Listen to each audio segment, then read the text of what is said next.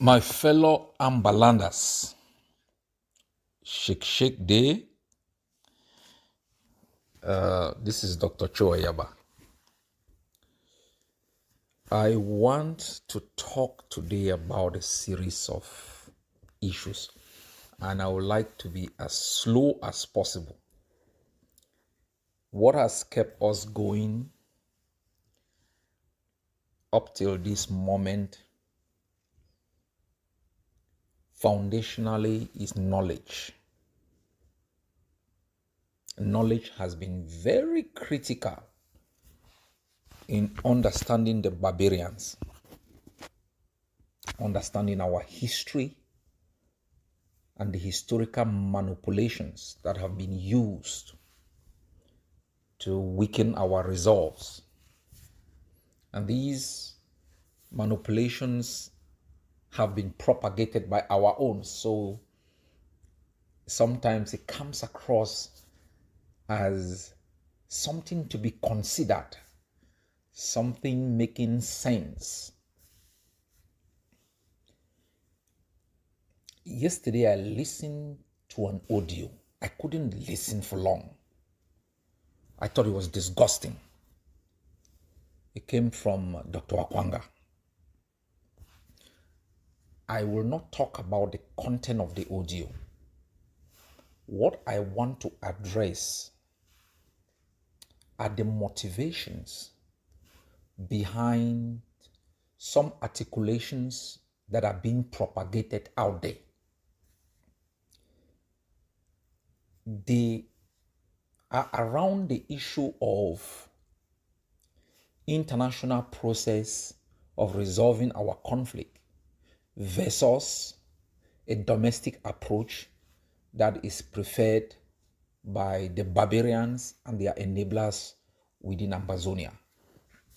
And I want to use this opportunity to explain to our people certain facts which will inform everyone about our decision, which will not change, will not be negotiated, about how and where the issues around the conflict shall be adjudicated. The question of where a conflict is resolved is an issue of the framing of the international system and international rules, laws, and norms. It is not only about conflicts, it is also about the primacy of the state as the primary arbiter of issues concerning individuals or remedies about violations. I know this may sound a bit complex. Let me break it down. Under international law, the state is the first jurisdiction where issues are dealt with. For example, when states sign multilateral treaties, let's say human rights treaties, take the case of the International Covenant on Civil and Political Rights. The international system does not have, kind of courts or other jurisdictions that you can easily deal with rights violations or instances where parties to treaties undermine treaties. They kind of exist, but they do not have enforcing powers like courts, where you have the police and you have other judicial authorities that can enforce outcomes of decisions by courts under the powers of the executive or the legislature. So what happens is, if, for example, your right to free speech is violated or you are tortured, you have to first bring a case within the state within which you live. you follow all the instances. It might be, for example, customary adjudications where you take it to the quarterhead, they try to resolve it. It doesn't, you take it to the court of first instance, and then you start escalating high court, and then you can take it right up to the Supreme Court. And if you do not find a solution, and you can escalate in the case of the International Covenant on Civil and Political Rights, the next instance is the Human Rights Committee. Usually sits there in Geneva to examine cases all the time. That's where Mukong took his case, Akwanga took his case, Gorgie and others have taken their cases after they could not get remedy from Cameroon. So the way the international system is structured is such that international laws and practices are not there to replace domestic primacy in dealing with these laws and practices. It is supplementary. But what if, so the international law says you must exhaust domestic remedies before you take your case to the international system. But what if domestic remedies don't exist? Or if they exist, but they do not provide a chance of success, or they take so long that justice delayed becomes justice denied. So when you file a case at the Human Rights Committee, you have to show cause, you have to show proof, you have to provide evidence that you have exhausted domestic remedy. One of the ways you show evidence is if the domestic remedies are there, but they do not provide a chance of success, or they take too long, it means it does not exist. The international system will consider the domestic jurisdiction not fulfilling the obligation of providing remedy to instances of right violations. So your case will be accepted even if you did not seek instances within the domestic jurisdiction to deal with the case.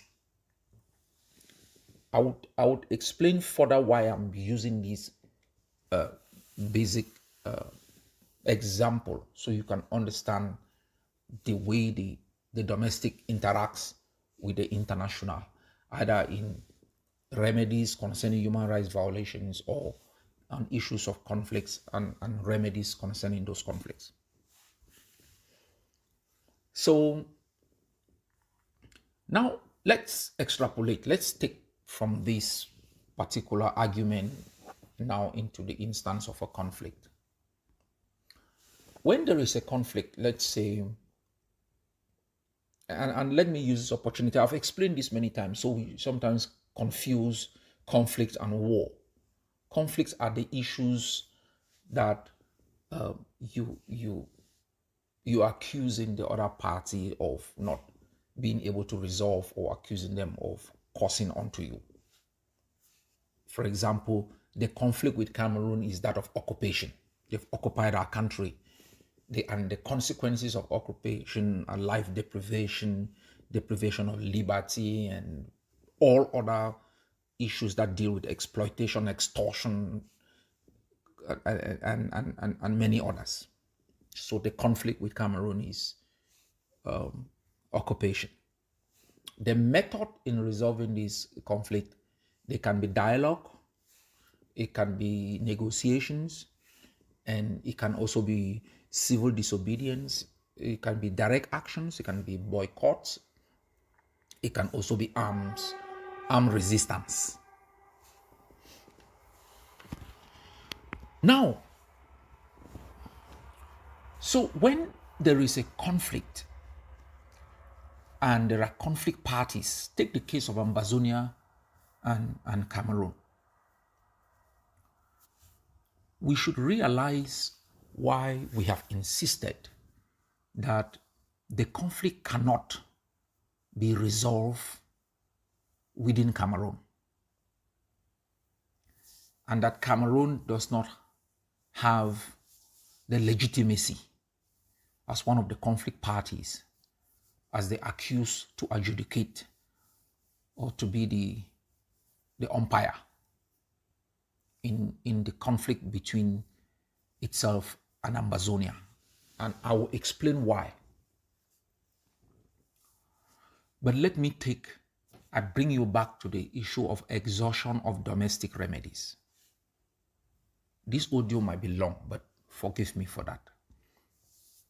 Remember, in the case of human rights violations, I explained that to be able to jump jurisdiction, let's say to take your case from the domestic to the international, you have to show cause that you've tried all methods from the lower courts, high court, Supreme Court, and you have not been able to get justice. In the case of conflict, it is almost the same, but it's not a prerequisite to jump jurisdiction. But in the case of Ambazonia and Cameroon, I want to show cause on how we have tried to use the domestic jurisdiction and have failed, which is, as I say, it's not even a prerequisite. We don't need to show cause. From 1961, Foncha, after the 11th of February and the 21st of April, Foncha tried to discuss with Cameroon following Resolution 1608, even without the premise of that resolution being fulfilled in terms of the presence of the United Kingdom and other parties. I have explained this one of my outings. Foncha tried, I think that was in the month of July, in discussions. Aijo simply brought in the Constitution of Cameroon, brought in French experts and others. And what Foncha were proposing were all just turned down. They engage. There is a principle in discussions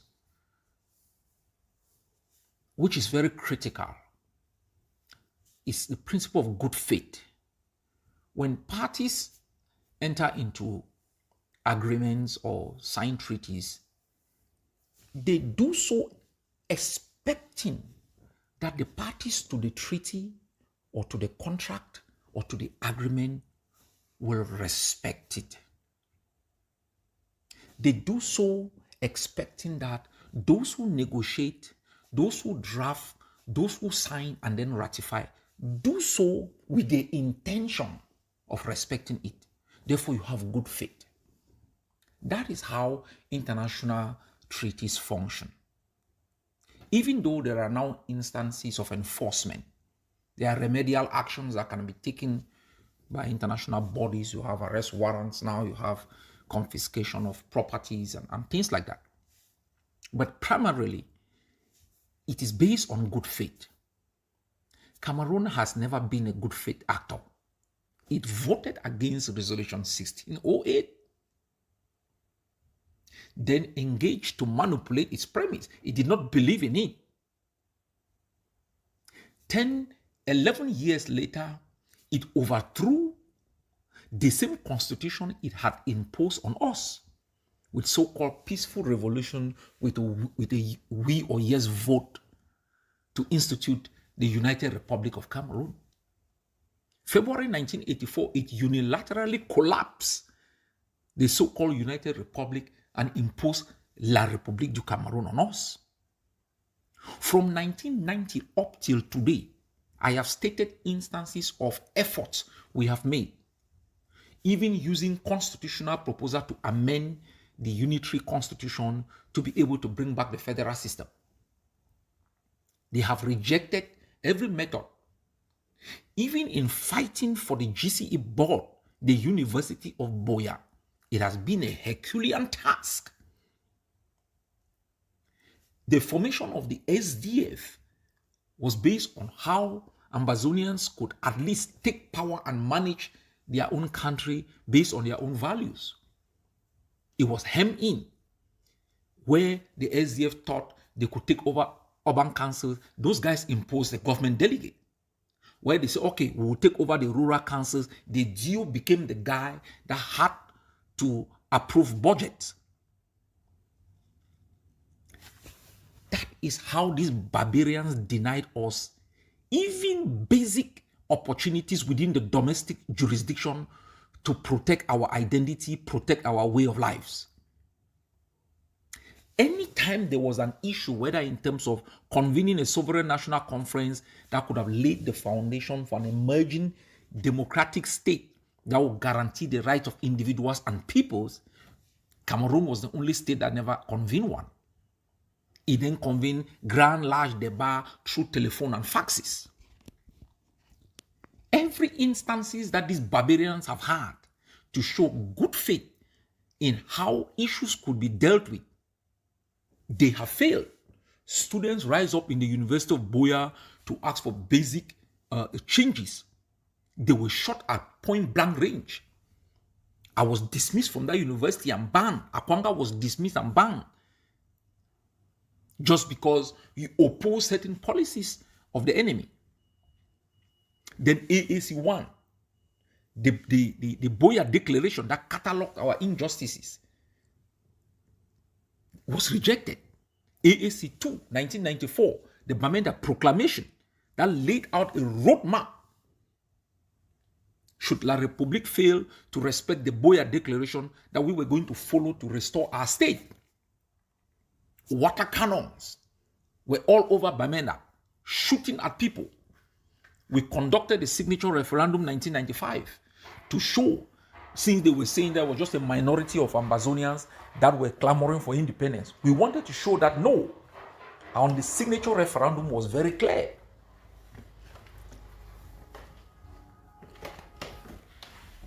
So we have tried everything at the domestic level.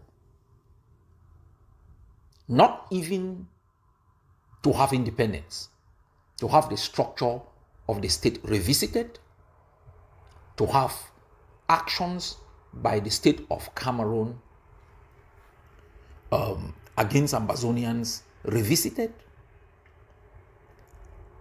It has been rejected.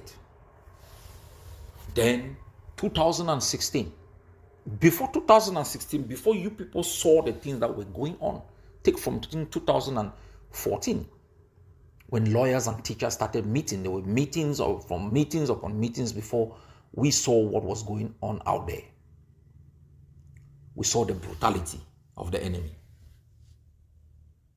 Lawyers are now in jail, teachers are in jail.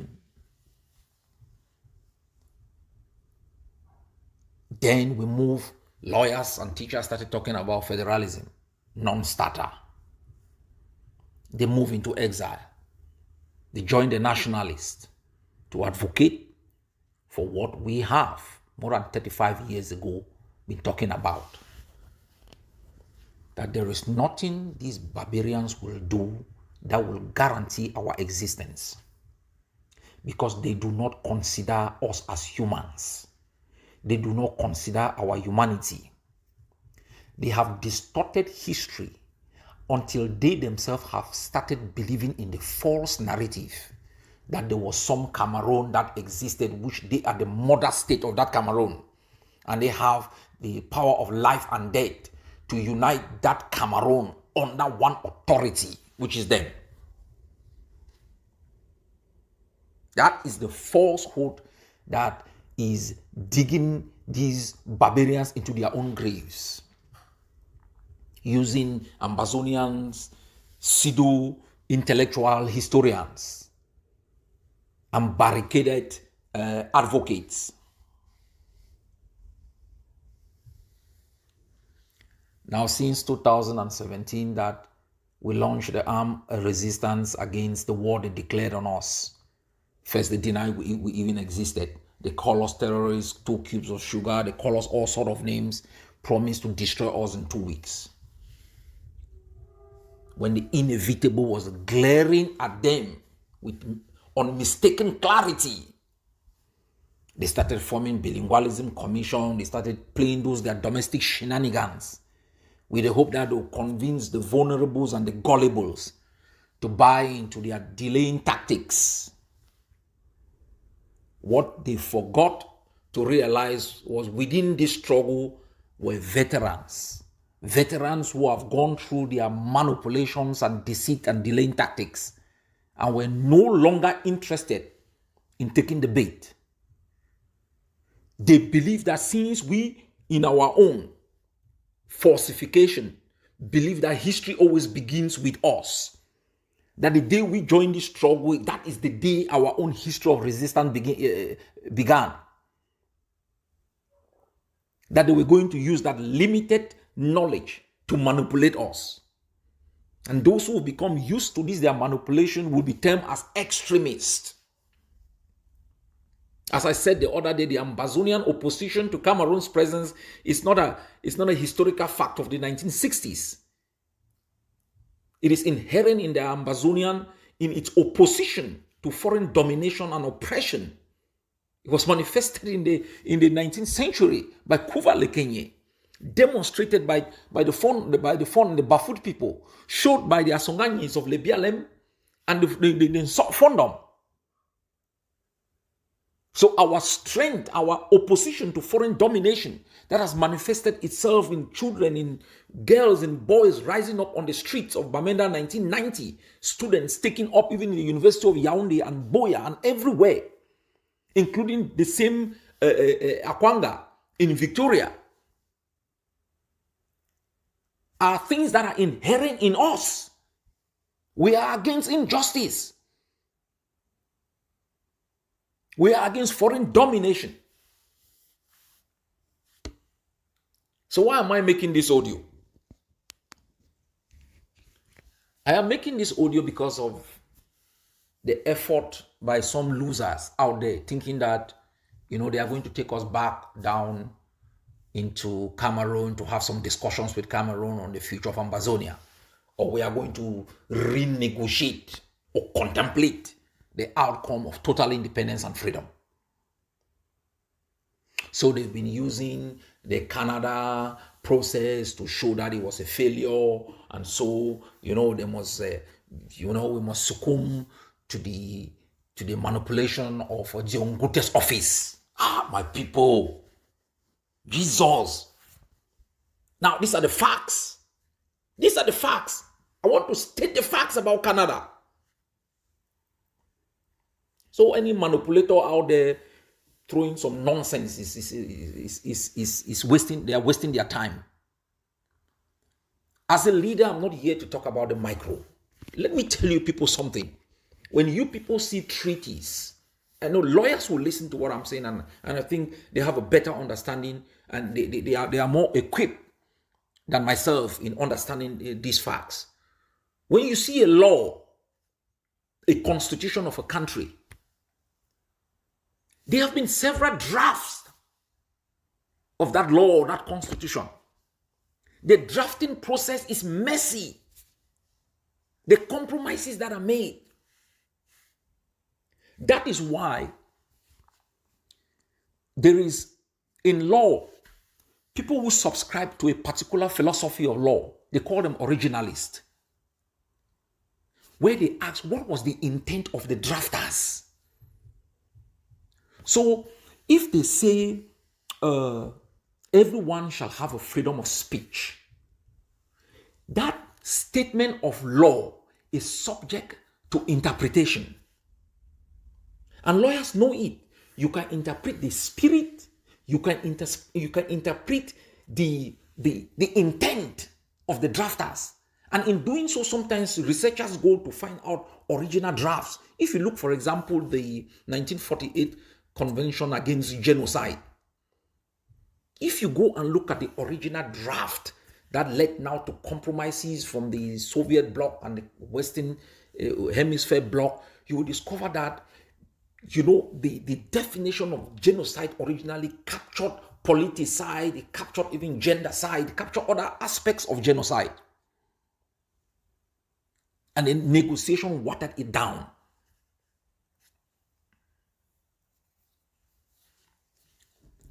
So it is very important for us to understand certain aspects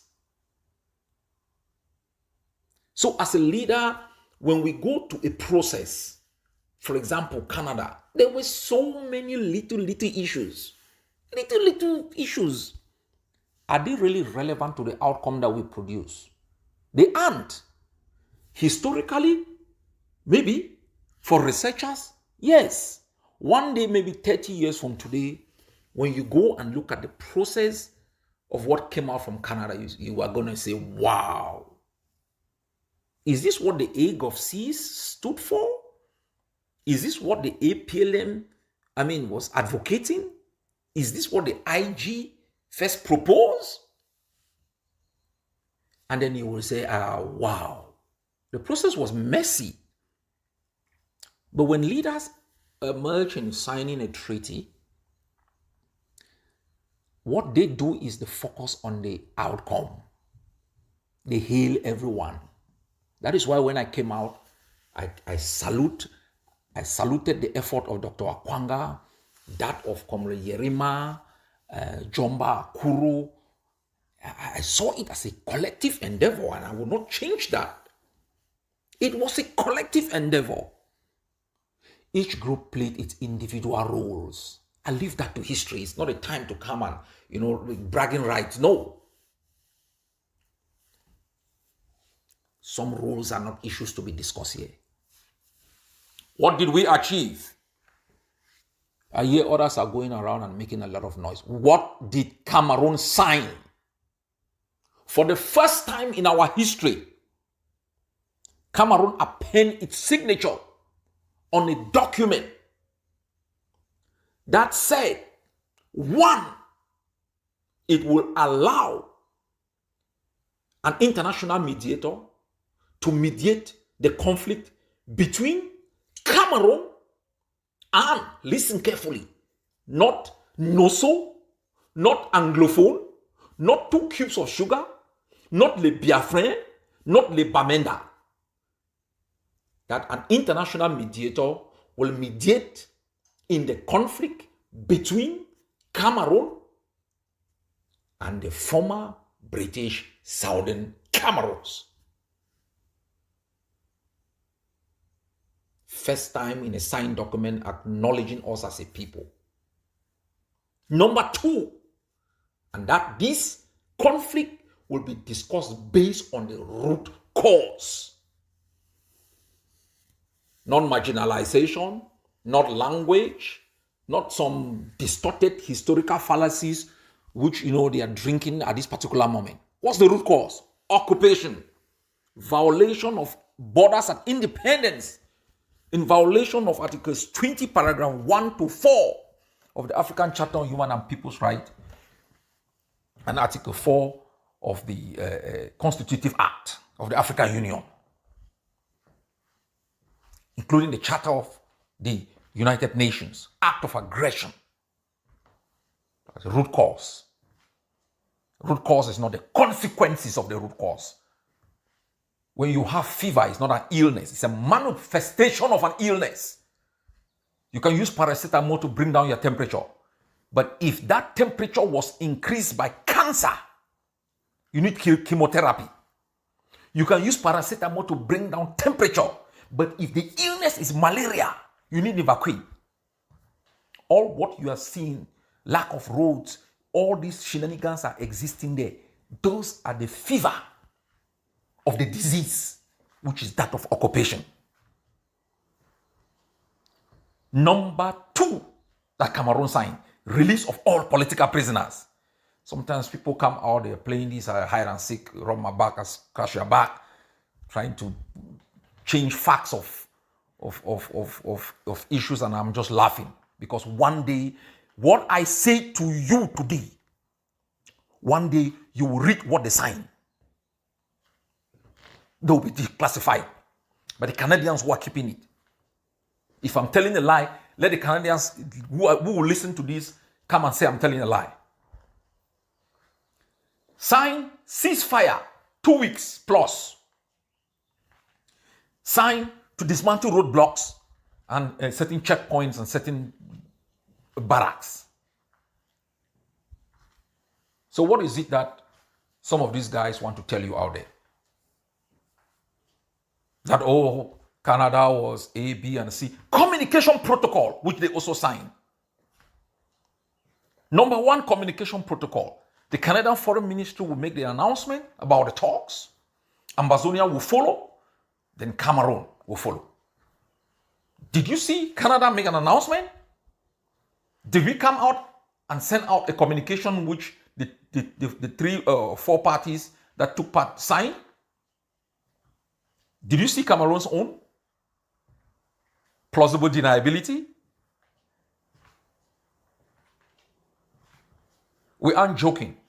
What I put my hand inside leads to independence. I don't play politics with the lives of the Ambazonian people. The Ambazonian struggle is not where I profile myself. I am an Alabukam boy, an ordinary man con man. I don't need a podium. I don't need a platform. I don't need other people's issue to be relevant. I want to be relevant to my friends. I want to be relevant to my family, to my children, and to everyone that cares about me. If I want to wear a suit to make sure that you see me as important, I don't believe in that. To wear Pythagoras shoes that turns left and right, no. Sometimes it is my staff that will tell me wear this kind of tie. I don't care. With my t-shirt, with my boots, even with my shorts. I don't need the Ambazonian struggle to have $1. I'm hardworking. So when I see all of these people going out there telling these lies, trying to betray Ambazonia for whatever reason I don't understand, they want to invite us in this kind of micro data nonsense so that the enemy will think that, we are divided. We are not divided. We are united in our opposition to foreign dominion. We are united in our opposition to Cameroon. Those who want to exploit our struggle for their individual benefit, we have identified them. Don't allow yourself to be lied to, my people. Don't allow yourselves to be manipulated. Stand firm. Your decision to be free is anchored in the truth. Is anchored in history. Is anchored in your historical opposition to foreign domination. And let nobody tell you it is impossible. The men and women who scaled the beaches of Normandy knew they were going to die. And they died. Those who scaled it guaranteed for the generation thereafter the freedom that they now enjoy in Europe. You think when Kagame was sailing through Rwanda, he was not seeing dead bodies of Rwanda in 100 days. 1 million Rwandans were murdered. It didn't stop them. You know how many Eritreans died? Or you think freedom is these shortcuts, cunning that Cameroon has inculcated in our mindset? It is hard work. It is not meant for the faint-hearted. If you step into this game, you will become wretched. You will be rejected. You will be attacked. You will be humiliated. You will even be killed by your own. Those who betrayed Jesus were his disciples. Remain firm. There will be nothing other than independence. And that negotiation, if it will happen, will be done internationally as these guys sign in Canada. There will never be a discussion about the future of Ambazonia in Yaoundé. And going forward, we will not even allow traitors, the Jongutes, to be discussing this matter. They are traitors. They send them to come and... Anyway, una please day.